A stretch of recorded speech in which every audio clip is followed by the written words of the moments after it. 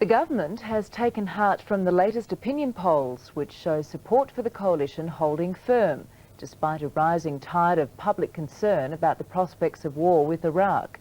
In a clear setback for Labor, opposition leader Simon Crean has actually lost ground to John Howard as preferred Prime Minister.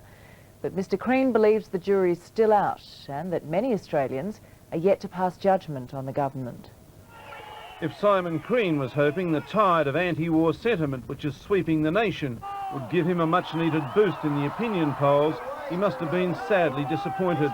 The latest news polls showing the government is still polling as strongly as it was when it swept to victory at the last election. Look, I'm never surprised by the results of these polls. I don't take them as seriously as you do. 56% of Australians still prefer John Howard as Prime Minister.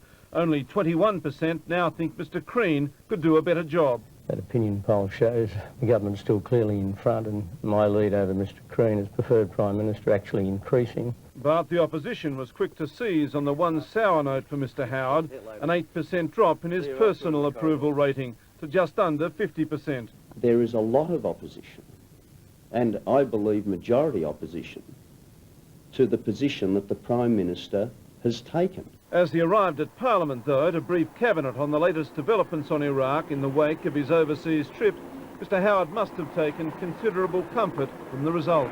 Simon Crean's failure to make any positive impact on the polls must send a worrying message to Labor, but the opposition argues the public debate on Iraq is still far from over. We don't expect to attract some huge windfall of public opinion support simply by holding the government accountable. That will wash through in time.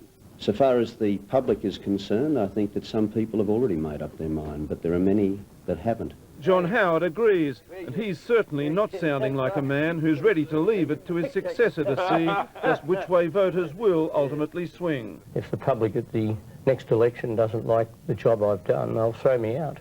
Laurie Wilson reporting for Nightline.